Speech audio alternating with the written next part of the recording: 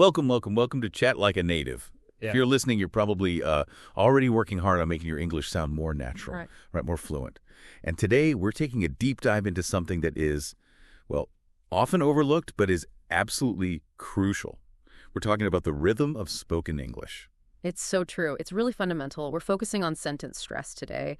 And why mastering it isn't just about sounding good, though that's nice too, but really about being understood clearly and connecting effortlessly with native speakers.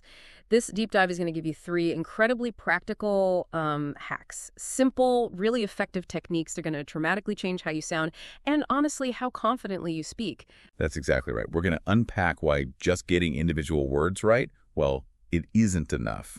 And how learning to create that sort of steady beat in your English speech, it'll make your words flow smoothly, from start to finish. So what does this all mean for you listening? It means you're about to get some real shortcuts, some ways to sound more authentic, more natural, without getting bogged down by endless grammar rules. Yeah. So stay with us. Okay, let's unpack this then. Before we jump into the how, like those hacks you mentioned, let's talk about the why. Why is sentence stress such a game changer? Yeah, good question. It really is fascinating. It basically boils down to 3 key areas. First, and maybe the most important one, is clarity of meaning. You might think you're saying all the right words, but if you stress them differently, the meaning can completely change. Right. Could you give us an example of that? Because that can be a bit abstract. Absolutely. Think about this sentence. I didn't say he stole the money. Pretty simple, right? But listen, if I stress I didn't say he stole the money, that means I didn't say it, but hey, maybe someone else did. See? Okay, yeah. Or if I stress say, I didn't say he stole the money. No, it implies I didn't, verbally say it. Perhaps I just implied it or wrote it down or something else. Ah, interesting. And one more. If I stress he, I didn't say he stole the money. Well, now it means I didn't say he was the thief. Maybe it was someone else entirely. So it really raises this question, doesn't it? How often are misunderstandings just simply because of misplaced stress? Not even wrong words? Wow. That's a huge aha moment right there. Yeah, I can see that happening easily.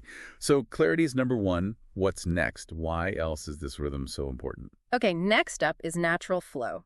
English is what we call a stress-timed language. This is quite different from, say, Spanish or French, which are more syllable-timed. Syllable-timed, meaning each syllable gets roughly equal time. Exactly. But in English, certain syllables get stressed, and they tend to pop up at pretty regular intervals, almost like a steady beat in music. And the words, or the bits of words between those stressed syllables, they get kind of squashed or reduced. We call them weak forms. So it's about finding that rhythm, that sort of push and pull between the important words, the stressed ones, and the smaller, quicker words. Precisely. That's a great way to put it.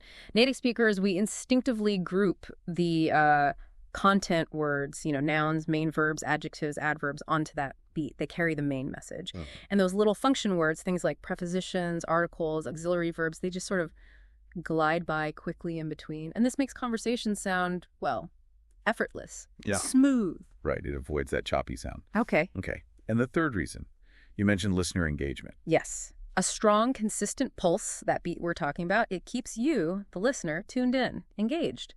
Think about listening to music, right? If there's no beat or if the rhythm keeps changing randomly, it's hard work to follow. You might just zone out. Yeah, definitely. It's really the same with spoken English. If your rhythm is all over the place or if you stress every single word equally, people listening have to work much, much harder just to figure out what you're saying. It's tiring. A good rhythm makes it easy for them. It draws them in. Okay, this is where it gets really interesting. So we get the why. It's about clarity, flow, keeping listeners hooked. Now, how do we actually do this? How do we practice it?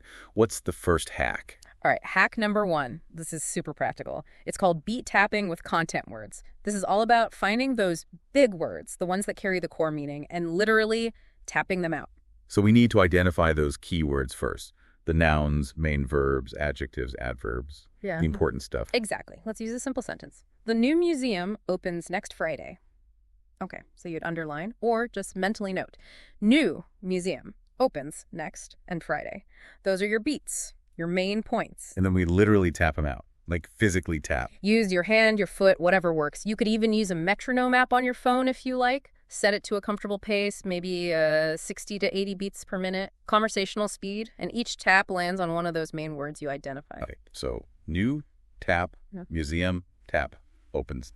tap, like that. Exactly like that. And what about the other words, like the at the start? Right, the little ones. Yeah. The, or maybe words like on or for in other sentences. They become your little bridge notes. You just slip them in quickly, lightly, between the taps, so it sounds more like the new tap museum. Tap, opens, tap, next, tap, Friday, tap. Yeah.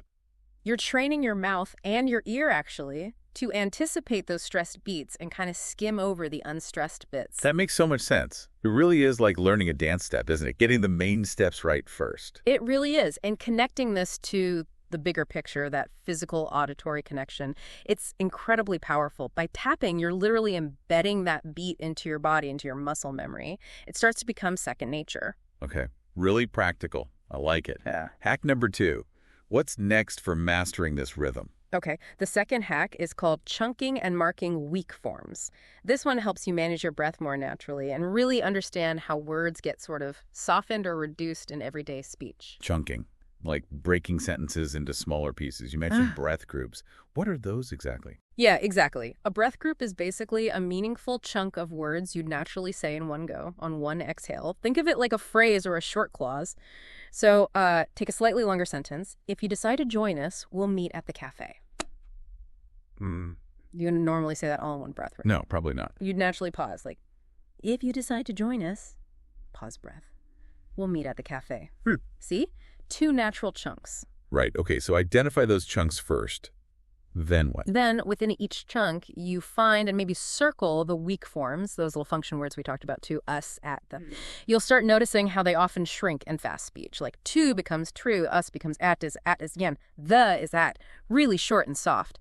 And then you underline the strong forms. Those are your content words again. Decide, join, meet, cafe. Those get the stress. Okay, circling the weak, underlining the strong.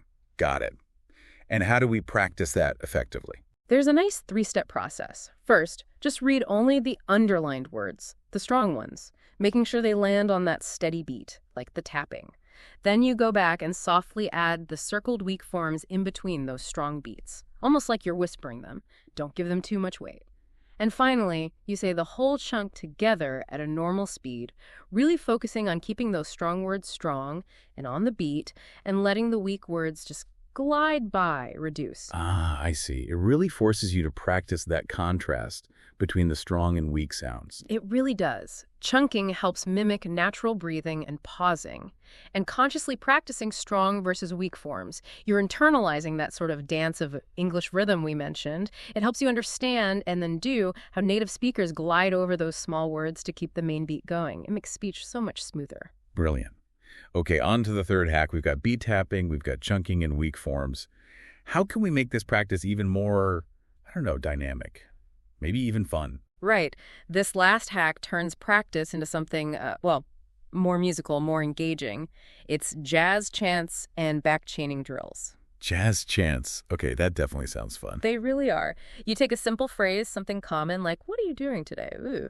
Then you clap or tap a simple, steady beat like a basic 1, 2, 3, 4 rhythm, and you chant the phrase along with the beat. So for that example, you'd probably stress and clap on what may be doing and day, like, what are you doing today? Clap, clap, clap. So you're really feeling the groove of the sentence, making it almost musical. Exactly. It's about embedding that rhythm. You repeat it, maybe get a bit more into the groove until the phrase feels less like words and more like a little rhythmic pattern, a piece of music. This helps lock that rhythm and even the intonation into your muscle memory way better than just repeating it flatly. Cool. And then back chaining, that sounds a bit more technical maybe. It sounds technical, but it's actually a fantastic drill for fluency, especially with longer bits. Instead of starting a phrase from the beginning, you start with the last stressed word. So in our example, you'd start with just today. Get that right? Then you add the bit before it. Doin' today. Drill that connection. Doin' today. Then add the next stressed bit back. Are doin' today. Practice that. And finally, the whole thing. What are doin' today? Building it backwards.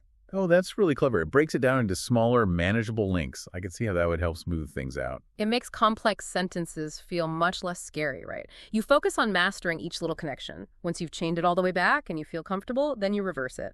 Say the whole sentence forward, smoothly, at a normal conversational speed.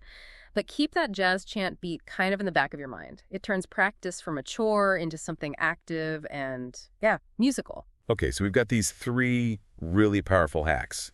beat tapping, chunking with weak forms, and these jazz chants and back-chaining drills. How do we best put them all together? How do we make this part of a regular practice routine? Great question. The most effective way is absolutely to combine hacks. Don't just do one and forget the others. Think of it like building layers. Maybe start a practice session with some beat tapping on a few new sentences. Get that core rhythm down. Feel the beat. Then take those same sentences and move to chunking and marking the weak forms. Refine it. Make sure those little words are reducing nicely. And finally, maybe pick one or two of those sentences and do a jazz chant or a back-chaining drill to really lock in the flow and musicality. Make it stick. Right, so it's a sequence. Build the foundation, refine it, then make it fluent and musical. And how do you know if you're actually improving? If it's working? The million-dollar question. This is where you need to record and compare. Seriously, use your phone. It's right there. Record yourself doing the exercises, the tapping, the chunking, the chants. Then, and this is the important part, listen back. Ask yourself, are my beats steady? Are my weak forms really weak, or am I still stressing them too much? Does it sound smoother than before? More natural? You will hear the difference over time.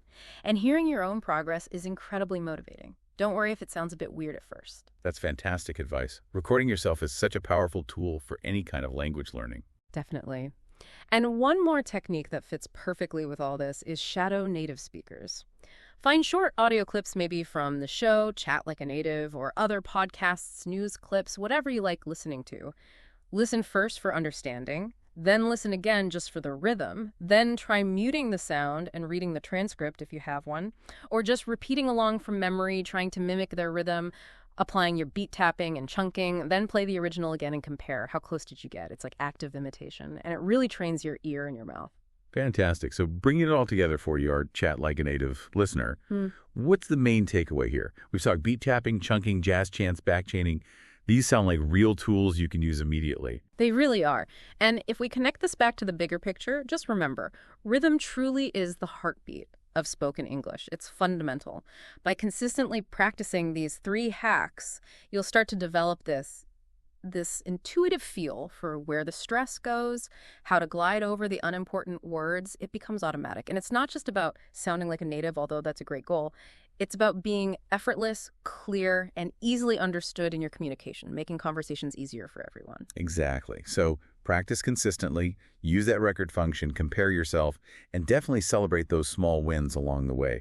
Every time you nail that rhythm in a sentence, feel that confidence build. That's what we want, for you to really feel comfortable and confident chatting like a native. Absolutely. And maybe here's a final little thought for you to mull over after listening today. Think about your listening comprehension for a moment. How much of your current struggle to understand native speakers might actually be less about not knowing the words and more about just trying to decipher the rhythm, trying to catch that beat? How might actively tuning your ear to listen for the beat change how well you understand, even before you master producing it yourself? Something to consider. That's a really interesting angle. Definitely something to think about. Well, thanks so much for joining us on this deep dive with Chat Like a Native. We really hope these insights and hacks help you speak English with much more confidence, clarity, and that natural native rhythm.